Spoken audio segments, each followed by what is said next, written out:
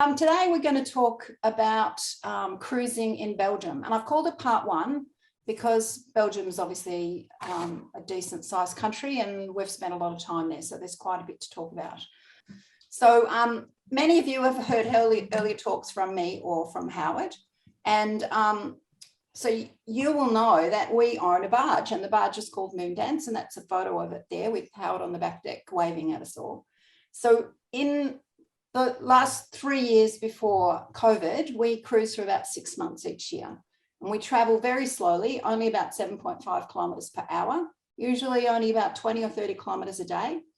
And we only travel every third or fourth day, so we have plenty of time to look around. And because we go so slow, we don't just go to the touristy places. We also go to lots of small towns which aren't on most of Australians' touristy maps.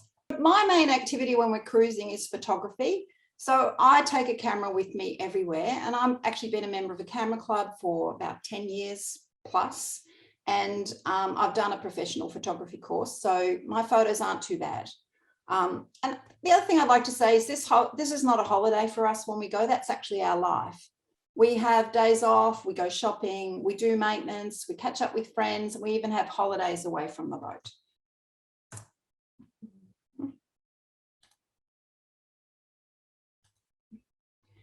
So as well as our bikes, as well as the boat, we use bikes to get around, and we also use trains when we need to. So today we're going to talk about Belgium. We've spent a few months in Belgium in each of the cruising seasons that we've done, and we actually have wintered in Belgium twice. So today I'm going to talk about the Scheldt Basin, and I'll explain that in a minute. But first of all, a bit about Belgium. So this is a map of Belgium, and it shows you the two main regions of Belgium, the Flemish region and the Walloon region, so Flanders and Wallonia. One of the interesting things about Belgium is that each of those regions has one official language. In Flanders, it's Flemish or Dutch, and in Wallonia, it's Walloon or French. So they're both sort of dialects of Dutch and French. When you're in Wallonia, they basically only speak French. And when you're in Flanders, they speak a range of languages, including English, which is very, very handy. But Belgium itself is quite a young country. It was actually created in only 1830. That might not seem very old to people from Melbourne, where Melbourne was settled in 1835, but for Europe, that's quite a new country. So that was after the revolution. Basically, they gave all that land to the Netherlands, and then there was a revolution in 1830, which resulted in Belgium breaking out from the Netherlands. But over its history, it's been under the rule of Romans, Franks, France, the Roman Empire, Burgundy, the Austrian Habsburg dynasty, the Prince Bishopric of Liège, Spain, and the Netherlands. So quite a range of countries and quite a complicated history. Wallonia down here was, when Belgium was first created, was actually the richer area of Belgium. It had all the natural resources and industry, and Flanders was sort of the poor rural cousin. But with these days, with a lot of the resources, mining and industry moving offshore, Wallonia has become quite poor, and it's Flanders which has embraced technology and so forth, which is now the richer of the two main regions. One of the things is Belgium is small. It's less than half the size of Tasmania, but it's got 11.65 million people in it. So it's quite a different situation than in Australia. In Flanders, Belgium has a number of World Heritage sites, but I just want to talk about two because they cover different cities. One is the belfries of Belgium and France, and I think there's more than 50 of these. Originally it just counted for Belgium, but now some in France have been included. And they house the town bells, obviously, and that can be used to warn intruders of enemies or to celebrate festivals or whatever. But really the reason the belfries have been chosen is because they represent the influence of the town as opposed to the influence of the church. So really an ornate belfry was a sign of the prestige and influence and even the wealth of the town. The other one is the béguinage or the béguinouf, which will be in a few of the cities that we visit. So these are walled and enclosed cities or areas, usually located on the outskirts of a city. Now, the béguinages were built for lay religious women who wanted to live within the same community. So it wasn't for nuns. They never took any oath to the church, and they didn't want to be silent or hidden away. They actually did go out into the main city, but they wanted to live together as a community. So it really first started in the Crusades, and basically a whole lot of men went off to the Middle East, and there were a lot of women that couldn't find husbands. And these béguinages have existed until well into the 20th century. And now the Flemish béguinages are World Heritage listed sites. We're going to see a couple of those as we travel around today. Okay, the next slide is just showing you the Scheldt Basin, and that's where we're going to look today. So the Scheldt River is a major river in Belgium. It goes all the way from France through Belgium and enters the sea up here in the Westerschelde. So that the Scheldt comes up here through France into Belgium, up here, all the way through there. And because our cruising is obviously based on rivers and canals, I thought it was a good idea to base this talk on the Scheldt River and some of the tributaries. But let's first go to Antwerp. In most of the slides where I talk about a town, I'll give you the different names that they're known by. So Antwerp is the English name, but in Dutch it's known as Antwerpen, and in French it's known as Anvers, quite different. So this is where Antwerpen is in the whole scheme of Belgium. It's right close to the border with Netherlands. And it's a major harbour or port. And for boats to come in from the North Sea, they've got to go all the way from the Westerschelde. It's about 80 kilometres through this sort of narrow estuary into Antwerp itself. So this is a map of Antwerp. And this is where the Westerschelde comes in, turns the Scheldt River. And there's also a major canal that goes up here. Oh, sorry, I'm looking at the wrong map.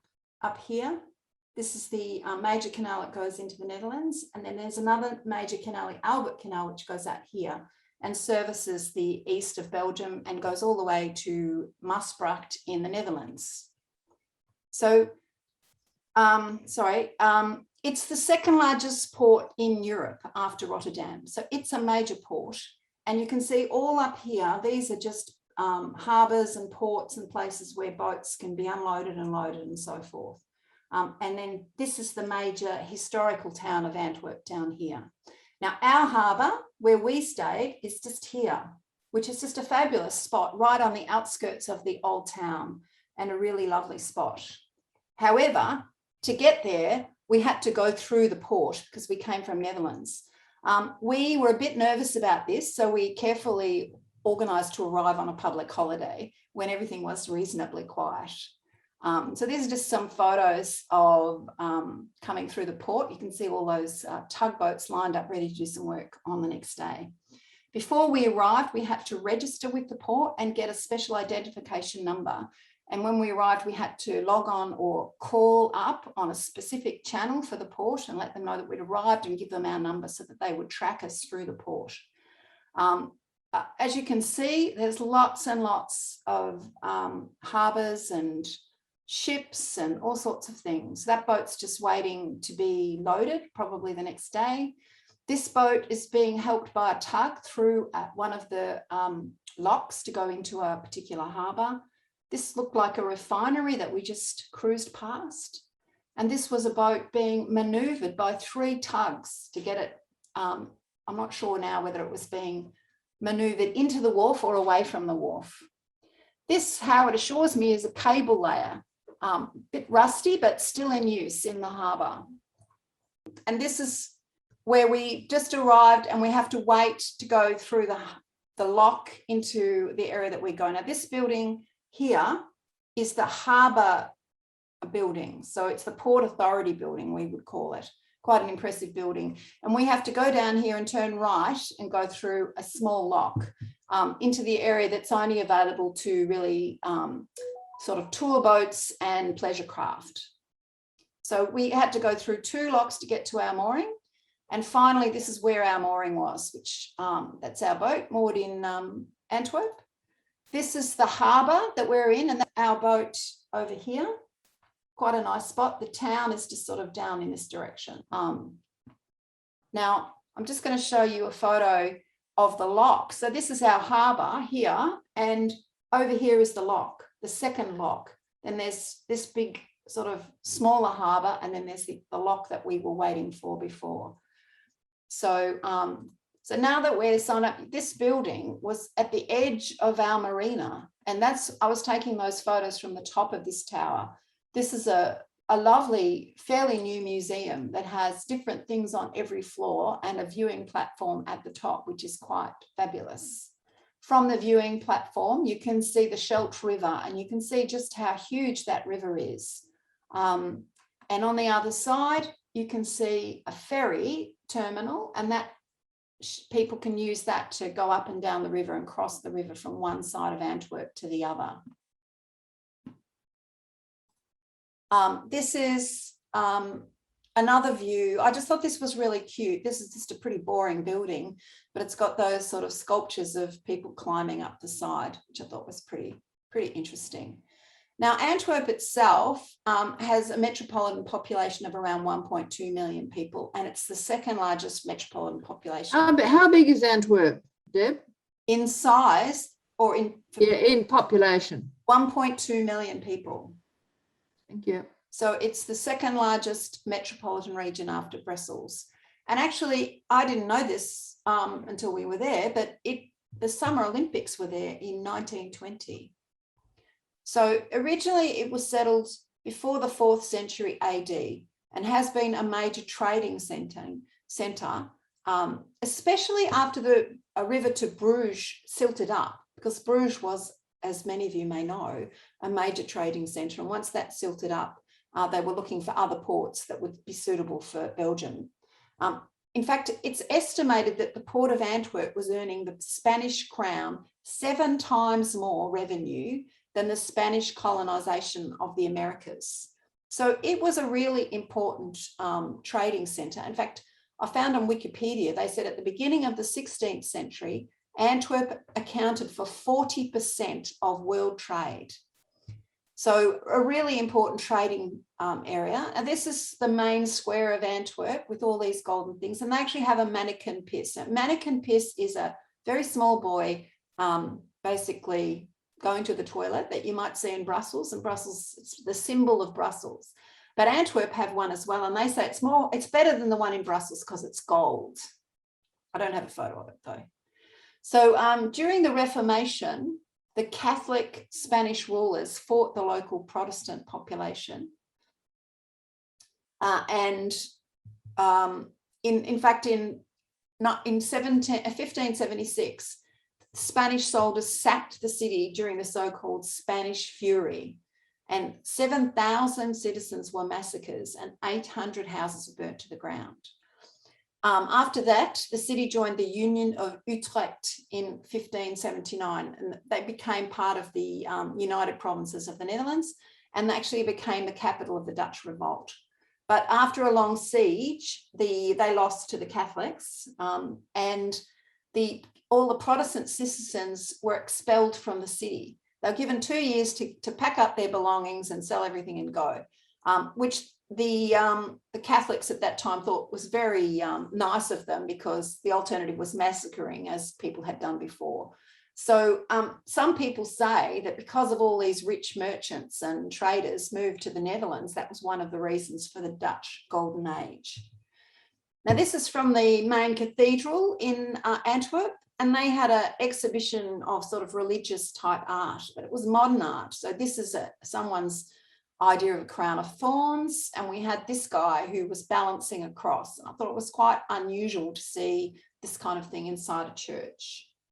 Now, this is just outside the church, and this is obviously a permanent statue, and it's based on a children's book called The Dog of Flanders that was written in 1872.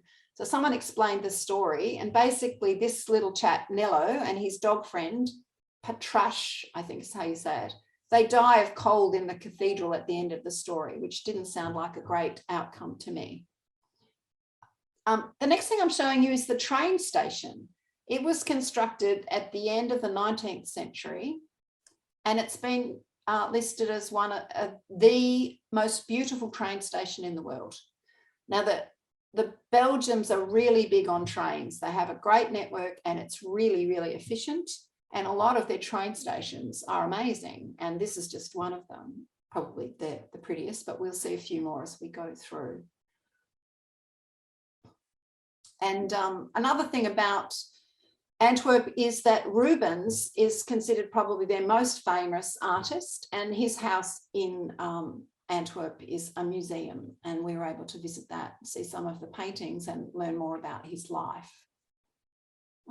Just a few more shots, just the shopping streets with these amazing buildings in them.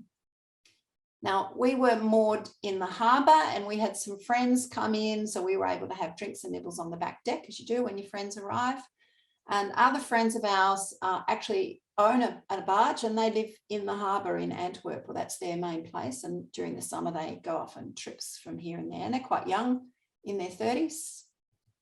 So from Antwerp, we're going to head down the tidal Scheldt River. Now, the Scheldt is the English spelling. It's called Schelde in Netherlands, and the Escaut in French and in Wallonian, although spelt differently. So this is a map of the Netherlands, and you can see that this is the trip we're going to take from Antwerp all the way the Scheldt River to Ghent. That's 80 kilometres, and it's tidal the whole way. And given that the Westerschelde is tidal, so basically from here, you can go all the way to Ghent, 180 kilometres or 160 kilometres, all tidal. So first of all, we had to go out through all the locks again, and this is a different view of that Port Authority building, which has got the old building underneath and the brand new extension above, which we just thought was fabulous. So we went through the two locks that we went through to arrive, and then we had to go through this lock onto the Scheldt River. Now this lock, we were joined, or they let in all the commercials that want to go, because obviously it's shared between pleasure craft and commercials. So you can see in front of us, just here, this is a commercial, and there's a couple more in front of us. And then on the right, you can see all the little passenger craft, including this one, which moored alongside us. So we were basically a floating bollard for him as we went through the lock. And then it was a bit of a rainy day as we went past Antwerp on the river, all the cranes and everything there. A bit further down the river, this is something that's just helped someone manage a little side port. I thought this is a good way of showing you about the tide. So we actually, one time we went up the river, we moored overnight. So when we arrived, the tide was heading out, and that's a photo of our boat with the tide fairly out. And then below it is a photo of the tide in. You can see the length of that pole is how far the tide's gone. And it was quite amazing, and also quite noisy at night, trying to sleep. And every time the tide moves, it would creak up that pole and wake me up again. So, and of course, it's really important for us to, this is another view of the same place. On the right, and on the left, you can see the sandbanks at the beginning when the tide's out. And this is the same thing, and there's just nothing gone, and the poles here have totally disappeared. It's really important to work out what the tide's doing, because if you go with the tide, it makes a huge amount of difference. Our boat, as I said before, usually travels 7 to 7.5 kilometres an hour. With help from the tide, we got to 14 kilometres an hour. So it's fast moving, and if we were trying to go against it, it would be a huge problem. This is just a photo of a little side thing, and all those boats are just up on the mud because the tide's out, so we went past. And this is, I have no idea what this is. This is a plane stuck on top of a building. Someone wanted it, so there it is. So at the end of the tidal part of the Scheldt River is Ghent, known as also Gand in French. And this is where the Lay and the Scheldt intersect. So that's one of the reasons we often find that cities are built on the intersection of two rivers, because that's a great trading port. So this is where Ghent is in Belgium. Many of you may have been to Ghent, I don't know. It's certainly a beautiful city. So this is the Merelbeek Lock. So this is the first lock between the North Sea and Ghent that you have to go through, and it's right at the outskirts of Ghent. This photo was taken one night when we were waiting. We stayed overnight at the lock, and in the morning we had to leave at 6 o'clock in the morning to catch the tide. But once we were in Ghent, this is where we moored, which is just right on the outskirts of the old city. And we found that a lot of people would come to us. This is a tourist boat going right past our boat. A bit of a warm day, so plenty of umbrellas out. And this is kayaks going along our canal, just having a bit of fun. So Ghent is the 4th largest metro area in Belgium after Brussels. And I'm sorry, I don't have how big it is at the tip of my tongue. But it's a university city. So it's quite young, and we felt that that made it quite lively. It really had a nice vibe to it, especially one time we were there just as the students were arriving for the year, and they were all meeting new people and out catching up with old friends. It was great. So the Lay River and the Scheldt, as I said, they met. So there's all sorts of canals and things in the river, and going on one of these tourist cruise boats is really great.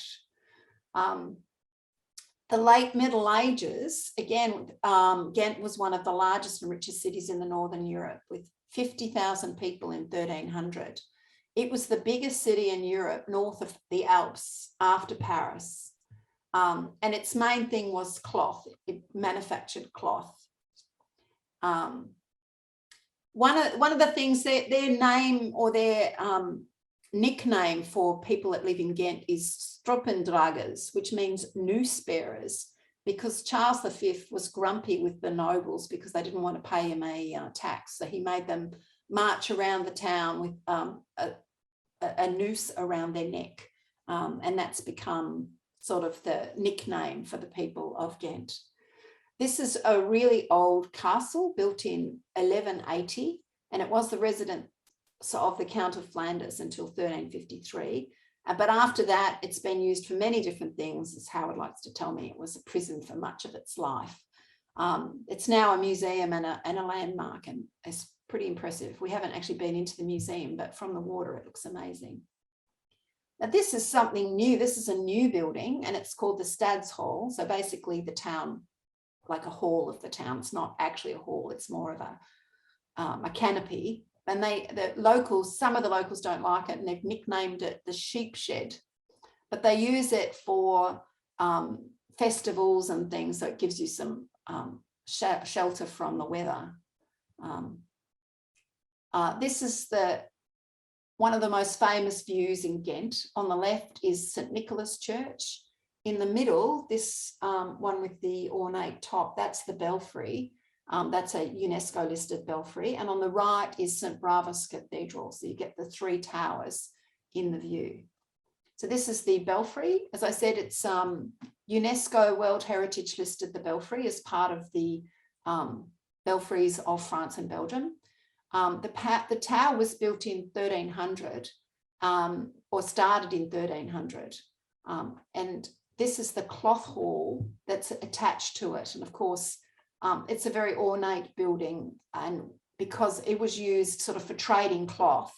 And of course, that was where most of the wealth of Ghent came from. What are those poles sticking out at the top? What were they for? Flags, I think. So for special occasions and festivals, I think they put flags on. Thanks. Yeah, so this is actually on top of the tower, there's a dragon, and that's a replica, and this is the original. It's actually inside the tower, and you can get a good look at it. You can go up to the top of the tower. You have to climb quite a few steps, and that's the view looking back over St. Nicholas's Church. And as you can see on the left there, they've got a good system of trams in Ghent. And most of the city itself, the old city, is now fully pedestrian apart from the trams. It's a bit like Burke Street Mall, but much bigger. So this is St. Bravos Cathedral. And, you know, we really enjoyed Ghent. We just felt it had a lovely feel to it, and we loved wandering around, and there's just so many different squares and old buildings and stuff. We've done a couple of different walking tours there, and there's just so many interesting things to see. I like this building. It's an old building, but someone's decided to put modern sculptures, bronze sculptures, I think they are, on the top of some of those little towers, which looks really cute. So we've actually been to Ghent 3 times, and it's just a delightful city. This building is the old fish market, and on the top of the gateway is Neptune, and then on the left is this chappie, and he's a representation of the Scheldt River, a man, and on the other side is a female, and she represents the Ley River. I thought that was quite nice. Some old houses, and these are really old houses. I've forgotten the years, but they are very old. And some of the decorations that you see on some of these buildings. Anyway, I'm just going to show you a few more photos of some of these amazing places. And I wanted to show you this. This is the Wandel bus, because the centre of town is pedestrian only. They have this free bus that you can get on, and it will take you, it's got a route, there's 2 different routes. It will take you through town to where you need to go. So one of the times we went to Ghent was actually for the Barge Association rally, and there were 20 different barges turned up there, and there was all things bargey was talked about, and much fun was had by all. Can I make a comment, Deb? Sure, of course. But one of the great things for the guy, you know, if you're a beer drinker, Ghent probably has about 25 breweries, all within the city centre, and the difference and the strength of the beers there is just amazing. It is, if you're a beer drinker, it's absolute heaven. It is beautiful. So Belgium, and it's a great thing to do is to go and visit the breweries. Beer is obviously more important to Howard than me, but Belgium is known for its beer, and we heard a story that sometime, I think it was around the time of Napoleon, someone came up to Belgium and were horrified that they were growing wine. And they said, you can't grow wine, you know, that's a French thing. And so they decided they wouldn't grow wine anymore because they didn't want to get in trouble. So they just grew beer, and that was quite acceptable. And there's hundreds of different breweries in Belgium, and they have doubles and they have triples. And the triples, how many percentage is that, Howard? It's about 12%. About 12%. Yeah, so you can get drunker on the beer than you can on the wine. But the other thing they said, beer has been grown for centuries in Belgium. And in fact, in the good old days, the men would drink the beer and the women would drink the water. The women and the kids, and the men were safer because they were having something that had been sterilised. They didn't realise why. But the women were drinking the water that people had been, you know, weeing in or whatever, not very healthy. But the percentage was only about 0.5%. The alcohol was only about 0.5%. So the men weren't getting that drunk on the beer, but it was much safer for them to drink. Anyway, moving on. The Scheldt River is, we're going to go to the other part of the Scheldt River that's in Belgium. And this is the non-tidal part. And the first place we're stopping, is Oudenaarde, known as Oudenaarde, if you're French. This is where it is on the map. And this green bit shows you the part of the river that we're going to go down. So Oudenaarde, I don't think is on anybody's tourist map, but it does have a World Heritage listed belfry in the middle of town. And that town hall with the belfry was stunning, unbelievably good. I like this shot with the cyclists. We saw lots of cyclists when we were there. Now, when we were in the town, they were redoing the town square, which was a bit of a pity, but that's St. Walburga's church, which is the main church, and a huge church. You know, these little towns have these amazing, impressive churches. And this is us. Well, this isn't us. This is Howard right here in the foreground, having a cup of coffee on a Sunday morning before we head out. And just some old buildings. And of course, the station, very impressive. So going from Oudeberg Oudenaarde, sorry, getting my towns mixed up. This is the river, and you can see there's some big ships on the river. It makes us look tiny. This second one, he's fully loaded, as you can probably guess, and is almost a submarine. The next town we're going to is Bossuet. Although calling it a town, it was tiny, and it's right on the border with Wallonia, but it is in Flanders. So the lockkeeper, lovely lady, spoke English, very helpful, but she was in our trip. She'll be the last one that speaks any English at all. So we went through there. Really, the main reason we went through the lock was just to get off the main river, where there was so much traffic and it would be very difficult to moor and stay the night. So we went through the lock, and that's suddenly we're into this beautiful, calm little area with hardly any people and so forth. So we just stayed the night. We looked at the local town, which was tiny and was in Wallonia. And then we came back to the boat and we left the next morning, and we're back on the main river. This is us going through a lock with two of those big ships, and you can see the guys there chatting to each other. You know, they go up and down this river, it's their job, and they probably meet the same people regularly, and, oh, you know, how's your wife? You know, what's going on? And you can see on the back here, this guy's got his very nice, I think that's a Audi, and, you know, he's a motorboat, and this guy's not quite so rich. I think he's got a Hyundai or something and a rowing boat, but you know, they all have their cars and everything on the back of their ships. So from here, we're actually now in Wallonia, and we're going to Tournai. And you know, sometimes it gets so confusing because the name for Tournai is Doornik in Dutch. If you're in Flanders and you saw a signpost to Tournai, it would say Doornik, and you have to know that if that's where you're trying to go, that's what it's called. So Tournai, you can see where it is. It's quite into Wallonia. One of the most famous things about Tournai is this bridge. Now at the top, that's the first time we were there, which was in 2017. And this is the Pont de Two, or the Bridge of Holes.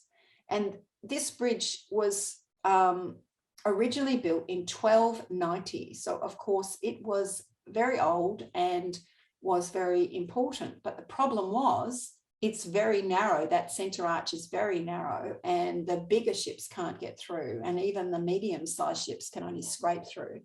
So someone did a lot of research and discovered that it was really the towers that were ancient, and the bridge itself wasn't that old, so we could pull the bridge down and keep the towers, and they're going to build a new bridge. So the second time we went there, which was 2019, they'd already started demolishing the bridge, and you can see we followed this boat ship up, and there's about 6 inches on either side as it goes between the bridge. So in Tournai, the river it's a very old city, and the canal there is quite narrow, not just the bridge, but the canal. So they've made it a one-way system. So when you arrive, you have to wait, you have to check in, call them up and say, we've arrived, we want to go through. And then there's a traffic light system, and you just have to wait until they give you a green light and you can go through. And the sort of rule of the canal is that you always let the commercials go first, which we prefer to do anyway, because they're in a hurry, we're not, and they're faster than us. And if you were going at our chug speed and they're trying to pass you, it would be impossible. So we wait, follow them through. Now this is a bridge in the middle of town, and as you can see, it's a lift bridge, and it's not that high, so it's also limiting. I would imagine at some stage or other they're going to change that bridge as well to allow bigger ships through. We have friends that are captain, and they think the ships are just getting too big for some of these small canals. Anyway, the city itself is quite lovely. This is the main square, and I just wanted to have a quick look at this statue, which is unusually a fighting lady. Her name is Christine de Lelang, and I apologise if that's not pronounced correctly, the Princess of Epinoy. She was the wife of the governor, and it was a Calvinist city, and it was attacked while the governor was away. And she actually led the troops to defend the city, and the city loved her for that, and they've built a statue. Of course, She didn't end up winning the war, but she was still loved. And again, when the city finally fell in 1581, the very nice, humane people gave the Protestants 1 year to get out of town, because normally they would have just massacred them all. So they also left and headed off after a year. So this is a view looking the other way in the main square, and that's the tower that we saw before. That's the belfry for Tournai, and that's the oldest belfry in Belgium, and pretty impressive looking belfry. This is another view of the square, and in the back you can see the Notre Dame Cathedral. This is actually a World Heritage Site. We were unable to visit because they were in the middle of renovations when we were there, but apparently it's quite impressive. This is sort of the back door to the cathedral, which is about as close as we got. So that's our trip. We've completed our trip along the Scheldt River. Now we're just going to go to some tributaries. So this is the Rupel River. Now the Rupel River is only about 12 kilometres long, and it has two tributaries of its own. The first one is the Dial, and the second one is the Neat. So we're just going to go through there. So have I just shown you the same? Yes, so here's the map. So that Rupel's there, this is the Dial, and this is the Neat. So this is us heading down the Rupel. We've waited for the tide to turn, and we've gone down, and the tide's actually all the way out. And this is a sort of a side canal, and you can see that it goes towards a lock at the end, but there is no way anybody can go up there. It is all mud. So basically the locks only open so many hours before and after high tide. Unfortunately, we didn't realize that, and we got to the lock that we had to go to get to Mechelen at too early. So we had to sort of negotiate with the lock keeper, so that on this, you come down the Rupel, and we turned off here into this side canal that mirrors the Dial, and there's a lock. We arrived and they asked us how deep we were, and because we're only a metre deep, they said, okay, well, we'll risk it, you can come through, but generally we were too early for the lock to be open. So unfortunately, I was sick in Mechelen. I had a virus, and we stayed there for probably a few days longer than we had originally planned. But it was a delightful city. This is the Brussels port. It's the last remaining of the city's 12 gates. And that was where we had to walk from the canal that we were on into the city. That's the other side of it. Now this has basically become known as the symbol of Mechelen. It's a short, fat man with a mustache, and he's been thrown in the air, and he symbolises the eternal drunk who beats his wife. As punishment, he is thrown into the air by his neighbours on a large canvas and caught again. So they made a doll for this, and it's carried in ceremonial and religious processions and thrown into the air on a large linen cloth. So that's still done today, and it's become sort of the symbol of the city over time. So this is just in a park, the same guy. Seems to have lost his moustache though. This is the Grootmarkt, or the main square of town. Some really ornate and beautiful buildings. Again, the Grootmarkt with the cathedral I'm not sure if it's the church or cathedral's in the background. So this is the town hall. I haven't actually got a photo of the train station here, but Mechelen was the site of the first railway on the European continent. It was between Brussels and Mechelen actually became the hub of the Belgian railway network. So that's the belfry in the background. So we've seen that belfry somewhere else, and that's inside the church. Now this one, we're not 100% sure, but we think it's like a memorial to the Jewish people who were taken from many countries and many towns in Europe. Now this is the Dial, which goes through Mechelen itself, and there's a lovely walk along the side that you can do and have a look. And there's just some beautiful, these are, at least the one in the middle is wooden, and these are quite historical homes and on many postcards and things in town. There's some really beautiful buildings, and there's lots of happenings on the river, people learning to stand up paddleboard. And this is, they had quite a few statues in Mechelen that we found quite interesting. This one was just outside the fish market, and it's a few fish heads, but looked really cool. This one was in the garden of something. And this guy was my favorite. He's holding a gorgeous rose behind his back. So at the end of, we're going to Leuven now. So that's at the end of the canal that goes near the Daal River. Now the Daal isn't navigable all the way to Leuven, but we went there. We actually ended up going on the train because I had the virus and we ran out of time. It's a lot quicker to go by train than it is to go by our boat. So the train station was pretty impressive. And this is the marina where we would have stayed. And for some unknown reason, there's this guy in a spacesuit. Looks like he's about to take off. Don't know if you can see that up there. Very strange. So this is the town hall in Leuven. Beautiful, amazing building, also being renovated while we were there. It was built between 1439 and 1463. But in the 19th century, they added 236 statues representing prominent local scholars, artists, and nobles from the city's history. So it's pretty amazing, and you get lots of views of it from various places in Leuven. So the Leuven main fame is its university. So KU Leuven, or Catholic University Leuven, is there. It's the largest university in the Low Countries. So Low Countries is generally considered to be Belgium, the Netherlands, and Luxembourg. In 2017-18, it had 58,000 students, so quite a big university, and the flagship campus in Leuven. It's the oldest university city in the Low Countries, started in 1425.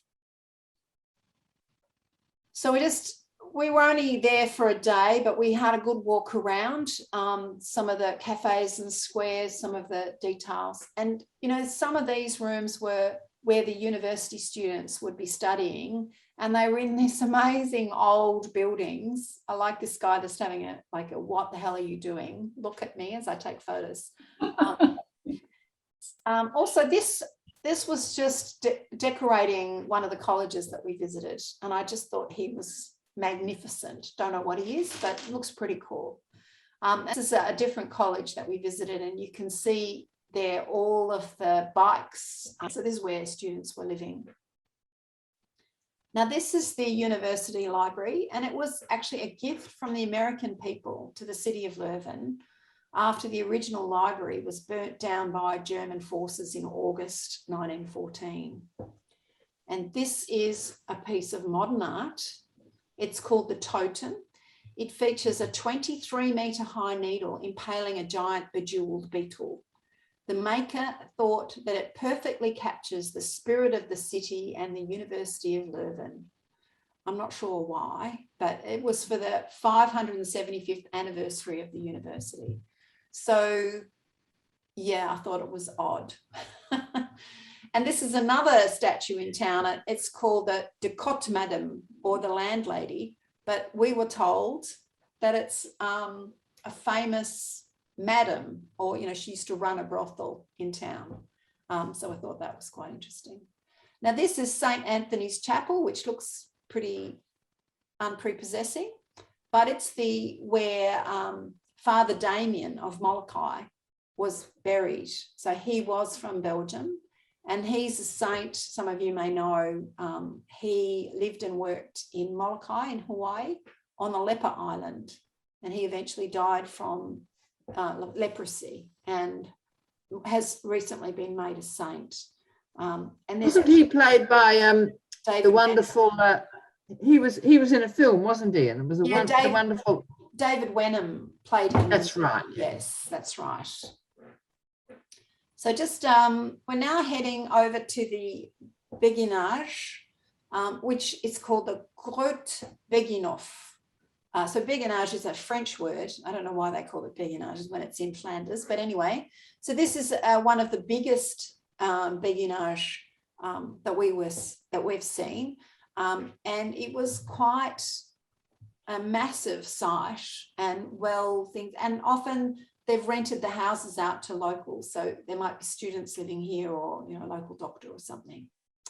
So we're now heading to Leer, which seems to be the same in French and Dutch, which is quite interesting. So we're on the Neat River. So leaving Mechelen, we had to go up and through that lock, making sure we were there close to high tide so we could get through. And we had to go downstream and then with the tide, and then we had to go upstream with the tide to the lock just before Leer. So a bit of calculation there so that we could get to Leer. Here's our mooring in Leer. Huge amount of grass nearby, and I had the worst hay fever I've ever had there. I was basically crying for much of the time. However, the city itself, well, this is actually a nearby field, and that's a World War II bunker in the fields. And we saw this a lot in the Netherlands and Belgium. So, and they just leave them there. That's why. So this is a art installation of a shepherd with his sheep. That's permanently there.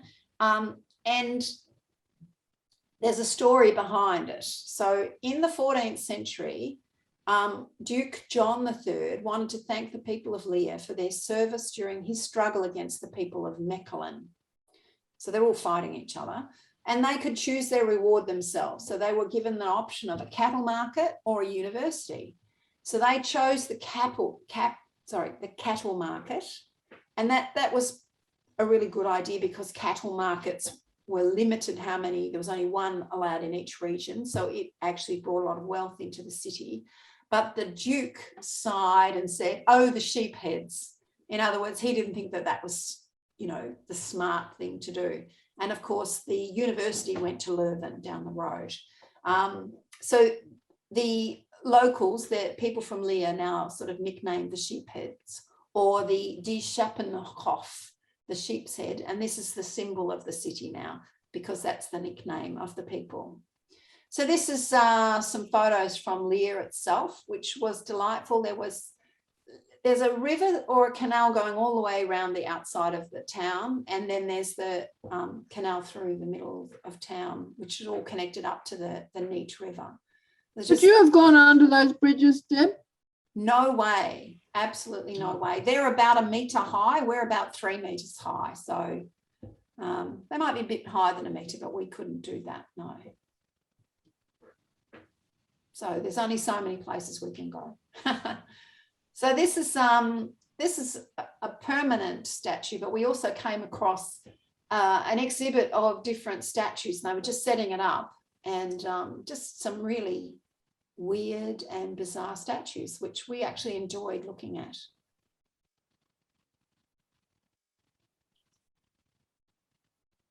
So I'm just going through a few different shots from Leer. That's their main church, whose name I haven't written down. And in the middle of town was this thing showing you where things were, which we thought was quite cute. This is one of the main squares in town. This is the town hall, and that's the belfry, which is on the UNESCO list. And you can see there the date on that, 1369. And this is the St. James Church, which has been rebuilt a few times over its life. And this is the Zimmer Tower, and it's got an amazing clock that was put in there in the 1930s, which is really interesting to look at. How are we going with time? Not too bad. So this is Dendermonde. I'm just going to have a quick whip down the Dender River. The first town we're going to is Dendermonde, and this is at the place where the Dender River meets the Scheldt River, which is here on the map. This is our mooring. It's so we've stayed here twice. The first time we just wanted a safe mooring away from the tidal Scheldt, and we just nipped in there and moored there, and then went back on the Scheldt for our trip the next day. And the other time we actually visited Dendermonde. Dendermonde has a belfry connected to the town hall, and it has this delightful square in the centre of town. It's not really, apart from having the UNESCO belfry, it's not really on any tourist maps, but it's quite pretty. Oh, but it does have a béguinage. This is the béguinage, which wasn't in really good shape, needed a good renovation, we felt. But it did have a museum in the béguinage, which had information about life there earlier in the 20th century. From there, we went to Aalst, which is here. So in Aalst, we were too big to go into the marina, which is on the right-hand side here. So we just moored on the wall opposite, which is very handy for us because over here there were shops, including a hardware shop. We had a few things we wanted to get done, so very handy for us and quite a delightful little town. This is just on the right there, you can see the main square, and this is the Alderman's house, it's called. It's a former city hall, and it's the oldest surviving city hall in Belgium, originally dated from 1225, so really old. It's been partially rebuilt twice. After fires, one in a war and one with a fireworks accident. On the left is the belfry, and that was completed in 1460, and that's on the UNESCO list. And in the front there, there's a statue of Dirk Martens, who was the first printer in Belgium. So it's nice to see someone who wasn't a soldier. This is the station, quite ornate.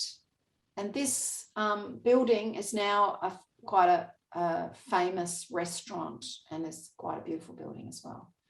Some art, statues. Everywhere we go, we see statues, and they're quite quirky. And I'm putting this photo in. This guy, just on the other side, there's a lock, and this guy obviously had to go through the lock and deliver some goods, but he was too big to turn around, so he had to back out to go to the turning circle just outside of town. And he was very impressive. He had no bow thruster. He had this rusty old lump of steel that was his boat. He lived on it, obviously, with all the things on top. And he was just carefully backing his way. And if he got a little, he would go forward and come back. And he was brilliant. We thought it was really entertaining watching him. Now, Nenove is our next stop. It's there's where it is, just a little town. It's not very exciting, but we had this lovely mooring. We managed to moor up, mid-afternoon and have a look around town and so forth. And that night we had an amazing thunderstorm. It was just really, it was bucketing down with rain. There was thunder and lightning. And in the middle of all that, this little green boat comes around the corner, desperate for somewhere to moor. So we got out our raincoats and went out and helped him moor up alongside us. And then he was Dutch. He stayed the night, next morning he was gone before we were even up. Now, it was also a lovely place. Howard and his mate, Adrian, who was staying with us, managed to go fishing one night. This is the old city gate that still survives. And I'm just showing you another statue that was sort of cute. Het Wortel mannequin. So Wortel is a carrot. We don't know why, but very odd. And we were more just alongside this gorgeous park, which was really lovely. So we stayed in Gremont or Gerardsbergen for a while. At least I did. And Howard had to go off for fishing duties. And this is one of the oldest cities in Belgium. It was one of the first communities in Western Europe to be granted city status in 1068. This is one of the very old buildings in the city. It's part of the old city wall. And this is our mooring right in the centre of town. Just beautiful. And one of the things that was odd about this town, we were in Flanders, but it was hilly, and that's almost unheard of in Flanders. So this is the city hall. They had a mannequin piss here as well. It seemed to be, if you excuse the pun, a pissing competition between all the towns, because they claimed their mannequin piss was better because it was 160 years older than the one in Brussels. Anyway, this is the church on the other side. It's the St. Bartholomew Church. And for a town in the middle of pretty much nowhere. It had the most amazing art inside and decoration as well, and just mind-blowing. So as I said, it's on a hill, which is quite unusual. So in fact, it's the only city hill in Flanders. And this is called De Muur de Gerardsbergen. It's called the Gerardsbergen Wall. And it's included in the Tour of Flanders, which is a professional bike race where all the good professional cyclists get involved. And it's a short, sharp hill, but has a maximum slope of 20 degrees. I walked up it. It's really, really steep. The other thing it had was a flea market on Sundays, which I'm not sure that they would be having now, but I went to this that just had row upon row upon row of people selling whatever they wanted, which was cute. Now, one of the things which is interesting, Gerardsbergen is actually on the border between Flanders and Wallonia. And Wallonia is, 5 kilometres down the road. Normally, we had no trouble talking to people in Flanders in English, but the harbour master at Gerardsbergen didn't speak any English at all, which was a real problem for us. So I decided I would try French, and sure enough, he could speak French. So luckily, we were able to ask him questions in French, which got us through. So I went on a bike ride down to Lessines, and of course, while I was in Flanders, the sign said Lesson, and once I got into Lessines, it changed to Lessines, which was a bit confusing on the way down, but more confusing on the way back when the sign said Grammont and I wanted to go to Gerardsbergen. Anyway, I worked it out. So this is Lessines. It's just over the border into Wallonia, and this is some very unused thing. But the main thing to see in Lessines was the hospital, Hôpital Notre-Dame de la Rose. It's now a museum. It's one of the oldest hospitals in Europe. And it was a huge thing. And, back in the day, people got sick, it was their problem. And this was put together by the Catholics to look after sick people. So the patient's yard is now become the reception and the cafe, with the main sort of office and cafe inside the building, and then this beautiful tables outside where I had a lovely lunch. This is the gardens where they planted out medicinal plants and herbs. Really pretty, and you can see the church or the chapel in the background. And this is a picture or a painting of one of the earliest, so one of the 20th century Mother Superiors. And this is a plague doctor outfit. I had no idea when I first saw this. I thought it was a Halloween costume, but that's what the plague doctors used to wear during the Black Plague. This is showing the beds where the people slept. I think that's the bedpan sitting on them. And this is the dining room. And then through the wall, there's the Stations of the Cross. This is the cloister. And this is the farm of the hospital. I mean, it was a major thing to just produce the food and everything for it. Now, the farm of the hospital is no longer part of the museum, but it's just down the road. I think it's been used as stables now. And of course, there's the odd statue in town. I don't know why this guy had his hat on upside down. And I think that's the local town hall. Anyway, from there, we're going to the last town we're going to visit today, which is At. And this is Wallonia. And of course, on our way, I love herons and I take photos of them whenever I can. So I'm just sharing one with you. Now, this one you can see is we are inside a lock, and the bridge, for some unknown reason, and all the locks on the way to At, we're in the middle of the river. In the middle of the lock. So because we're a big boat, they had to have the bridge open or closed to open for us, closed to normal traffic for the whole time that we were in the lock, which is quite unusual. The main thing we wanted to see in At was the Museum of Giants. So there's a UNESCO list of intangible cultural heritage of humanity things. And the processions of giants and dragons in Belgium and France is on that list. So it's UNESCO World Heritage listed. This is the building that's in, that's quite historical as well. And it had examples of giants that they used in processions in these towns. And it was really fascinating to sort of learn about the history of these giants and how they were used and how they really represented the town and so forth. You can see some of them here. This last one is a picture of a picture showing how they put it together. So you can see the little face peeking out from the skirts and the wicker that they used to create it so it wasn't too heavy, and then they built the costume over the top, and then they had a, I don't know, it was paper mache or something head that they put on the top. Really quite interesting. A couple of final pictures from At, which is in Wallonia, of course. This is the 12th century Bourbon Tower from earlier days. And that's going to be the end of what I'm going to talk about today. I'm sorry it's taken a bit long with me dropping out a couple of times. Something wrong with our internet, I suspect. So as Lynn said before, we're going to talk about Western Flanders on the 16th of November, if people aren't too bored with me already. So we're going to talk about it's going to include Bruges, which this is a photo of Bruges, which is quite a historical town. But I'm also going to talk about the Western Front and the First World War, because that's a big part of what was going on in Western Flanders there. But there are some other cities that don't have such dramatic war stories that I'm going to tell anyway. And I think it'll be quite interesting.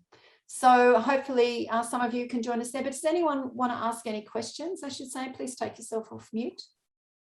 Yeah, well, I'm just wondering, how are there fish in the rivers? There's a fish market at Ghent, which is a long way from the sea. What is the state of the rivers and the fish? I'm going to hand Or are that they question to Andrew. imported somewhere? Pardon? Howard can answer that. He's my fisherman.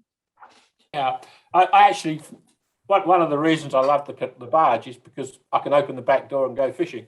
The canals and rivers away from the major towns back in the Middle Ages were very, very clean, and they had a lot more fish in them than they do today. They had a lot of sea-run salmon and that sort of stuff. So the fish markets, fish is a very stable diet. Also, you have to remember that up in the Netherlands and around this area on the flat, the sea was a lot closer to them. So they had a lot of sea boats that would actually go out into the North Sea, fish, and bring the food back up the rivers. So the access to water and the fish was very, very easy. Pretty much most of the towns that we would have visited that had a canal through the middle all had a fish market, and the fish would be delivered fresh up the river on the barge into the fish market. Today, the canals are all, the canals are, I wouldn't say they're clean, but the aquatic life in the canals, the canals are stuffed full of fish, and I catch lots of fish.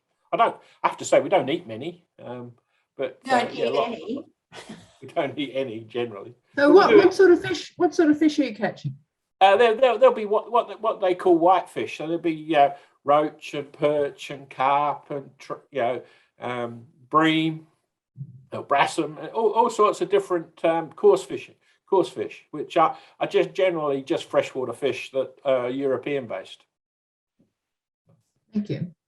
Any other questions?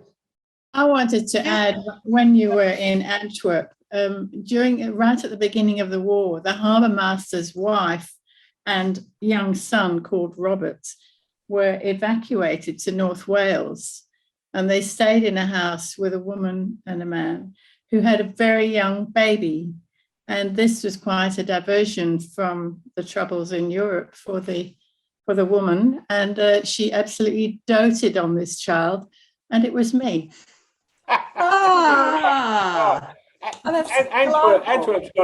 Antwerp is a lovely city, actually. It's yes, beautiful city. And for those that have know anything about the Second World War, Antwerp and that area featured quite heavily towards the end of the Second World War, with the defence of the bridges and trying to get all the supplies in for the Allies. Yeah. Was that where all the airmen flew down and got caught? Was that at Yeah, Antwerp?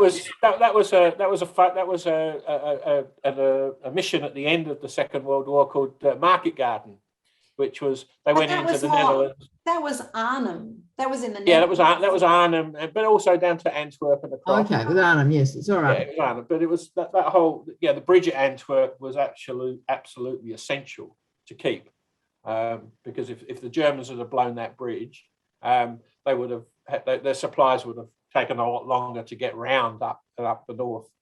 So, Do you yeah, sure the you whole mean area Antwerp? is. You sure you mean Yeah. Antwerp, Howard? Because there's no bridge at Antwerp. Yes, there is. What do I know? There is. Trust me. Okay.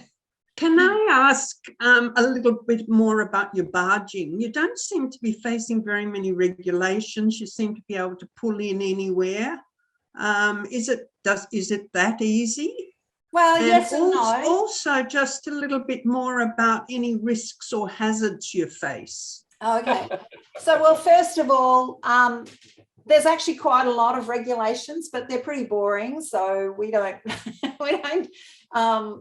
spend a lot of time talking about them. We have to get our barge surveyed every 7 years, and it's quite an extensive list of things that they check. It's not just the thickness of the hull, it's what safety equipment and everything we have. Howard and I both have IOC certification, which gives us, we've had to do training to be able to drive a barge that big. We also have to be certified to run a VHF radio. So there's quite a lot of rules. We've been boarded twice. No, 3 times now. Is it only 3 times? Twice. 3 times. 3 times. And all of those times have been in Belgium, and they've checked, that we've got the safety equipment, we've got the right documentation and all those kinds of things. So yes, there is more regulations than you think. There's a thing called 70, which is, I can't remember what it stands for, but it's basically the rules of the road. And it tells you, what this sign means, what that sign means, and how many horns you have to blow if you're turning right and no one can see you, and what you do in this circumstances, and all those kinds of things. So there's we've had to learn all those, and we have to do a test on it. So there's quite a lot of regulations, as you would imagine, especially when you're mixing big commercials and pleasure craft. Unfortunately, the pleasure craft don't have to do that if they're under 20 metres. So we've got all these certifications, and the smaller boats may or may not know what they're doing. So in terms of mooring, we spend a fair bit of time researching where we're going to moor. So your average pleasure craft is less than 12 metres. So they can moor most places. In Belgium, you can moor on the side of a canal if you wish, but with the big boats coming past, they'll pull you off if you just put a stake out. So generally people will stay in marinas. If you're over 20 metres like we are, we have to do a bit of research, but we have various places that we can look at to find out where the moorings are, whether they're suitable for us, including as members of the Barge Association. There's a thing called what they call the Waterways Guide. And the Waterways Guide is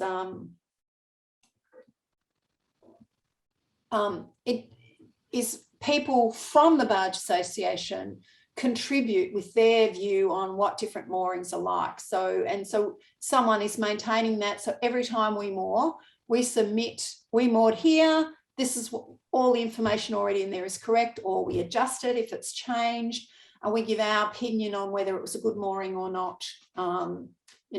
If there was some problem with, local louts, we've had people come and sit on our boat at one mooring in the middle of the night. We've had, very rare have we had any kind of problem, but the idea is that we share information between everyone in that. So if you turn up at a mooring, you can see that someone was there last year and they thought it was a great mooring, and so we'll happily go and get there, and we might get there and there's no space, but that's a risk we take. So Deb, is your boat a lot, barge a lot bigger than the other barges in the association, or are they all about the same size as yours? There's probably 2 types of barges in the association. So there's what ours is, we call it a Dutch barge because it was built in the Netherlands, which is where a lot of these are. And there are barges up to 30 metres long, but it's more common that they're sort of our size or a bit smaller. The second type is what we call replica barges, or we don't call them, we use new built barges. And there are companies now that are building barges, and they're generally around 15 metres, 18 metres, definitely less than 20 metres. And there's quite a lot of those around now. Those barges, 20 metres is the limit, because over 20 metres, that's when you have to start doing more certification. You have to go through more things before you can drive the barge and so forth. And the boat itself has to get the 7-year surveys and all those kind of things. So there's a lot of barges in that sort of 15 to 20, and then there's less barges our kind of size. Thank you. Sorry, long thing. But of course, that's barges. There's lots of cruisers, and cruisers are much more common on the waterways. So cruisers would generally be, 10 to 12 metres long, and people will use those and live on them and so forth. And they're, probably 100 to 1 compared to the number of barges. Would that be fair, Howard? Yeah, I'd say that'd be right. Yeah. I'm interested in these huge tides and how they affect the locks. I would have thought that if you've got a great deal of tidal movement, I mean, what happens on either side of the locks? I'm not sure. Well, there are no locks in the tidal area. There are no locks. So that's the thing. So that the first lock is the end of the tide. So once there's a lock, there's no tide. So the lock at low tide, some of the locks can't even work because the tide is so low. So you only can go through close to high tide. And basically the water on the other side is the same level pretty much all the time. Yes, I just wondered, going up and down, how the... So sometimes those locks, you go in and you go down, and other times you go in and you go up, depending on what the tide's doing. Okay. Yeah. They are the locks are very, very well built. They are really, they're holding back a huge amount of water. Yeah. And they're very, very strong. And they've got different technologies for the different types of lock. Some of the gates sort of lift straight up. Super strong ones, the big ones, the gates go up and down, as opposed to sort of whinging open. The locks on the rivers, the smaller places, tend to have doors that open, whereas the bigger locks, the more secure locks, tend to have doors that lift up and down. Do you have to operate them at all, or are they all operated? Not those locks. No, they're you have to radio ahead that you're coming through, and So you talk about risks before. Probably the biggest risk to us on these on the big rivers is the commercial boats, and obviously from a commercial perspective, those guys get right of way, so we have to tend to sit out of the way and follow them in. So the biggest risk is getting in the way of a commercial boat when you shouldn't be there. Yeah, I can imagine. So I'm just I've put up the Merrillbeak lock, and that is the lock at the end of the tidal Scheldt River. And that actually has those guillotine doors. And you can see that's right, across the top that they used to actually sit up there at the top so they could see what was going on. They don't do that anymore. And then they and I think, can you see at the far side over here, you can see the doors are open, the black doors. Can I make that big? I don't understand how it works. No, I don't either. Okay, so next time we come back, we'll put a couple of pictures in and show you how a lock works. Good. It's not a roller door sort of door that comes down. I can briefly do it for you. The water level at this side of the lock, this side of the lock, that water level stays consistent. Yeah. Right. What you do is you have to that other door at the far end, that says that lock is open, and the water level in that lock will be lower. It will be down the bottom. So what they have to do is they have to shut that guillotine door at the other end. They fill the lock with water. Then they can lift the nearest door and you can go in, so you're on the same level. then they shut the door behind you, and then they let the water out of that lock, and you drop down, and then they lift the gate at the other end up so you go out on the water level down the bottom. But where does the gate go when you lift it up? Just above your head, you go under it. So the more than one locks here. Is the one on the other side as Yeah, well? Yeah, yeah. there's two. There Two just happens to be locks. 2 locks. Side by Okay, side. right. In fact, I think there's Is- 3 locks. Which side of the lock is this? Is this the river side or the tidal This is the river side? side. That's Sorry? right. This is the river side. This is Oh, the thank you. non-tidal side. Yep. These frames that we're looking at have actually got the gate down in the water. Yeah. And it comes up these supports until it hits the little windows at the top. Well, you can see the ones I at the see. back have been The ones- lifted up, I The think. ones at Yeah, the back I'm are with you lifted now. up. Yeah, the ones Yeah. at the back are lifted up and the ones here. So this is, Are down. yeah, are down. So this is one lock here and Yeah. the gate on this side is closed and the gate on the other side is open. Yes, I see. Yeah. And you can see over here, can you see the traffic lights? Yes. Yeah. So that's telling you whether you can go or not. Yeah. Are all the locks you go through like this? Because I went on a canal boat holiday in England, and they were gates that opened Yeah. rather than came up and down. So Yeah, are the ones in Belgium all up and down like No. these? There's different types of locks. In fact, the one we went through in Antwerp was a sliding gate. So it slid out to the side. And we have gates that open, we have gates that slide, we have gates that go up, we have gates that there's a lock keeper there who is managing the whole thing. We have gates where the lock keeper isn't even there, he's managing it from a remote location. We have gates where we have a remote control that we're given at one point, and then we just press buttons on the remote control to open the gates, and there's no lock keeper involved. And there's a button you can press if you're having trouble and they'll come and help you. There are gates in France and in Wallonia where a team of lock keepers follows you down the canal to open all the locks for you. So I showed you that lock where the bridge was in the middle. Yeah. When we were going down there was 2 guys in a little van, and they would drive the van to the next lock, get the lock ready for us. We'd drive in, they'd close the back door, fill it up, or whichever way we go. Then they would open the other door, they'd close it off. We'd drive out, start going off to the next lock. They'd close it, get it ready for the next person, drive off to the next lock, do it again for us. We went through about 6 or 7 locks with them doing this. Some places we've been, they're doing the same thing. They follow you on a bicycle. It's so many different ways. It's the ingenuity of people and also the situations. Is it a big river? Is it a little river? One of the rivers we're planning on going to next year, they actually say a guy follows you, but could you help him? Because it's all manual. And so they recommend that you set off a crew member to actually help him do the gates. Mm-hmm. So, and in England, a lot of the gates are manual and you do them yourself. Yeah. So there's every Just one- variety.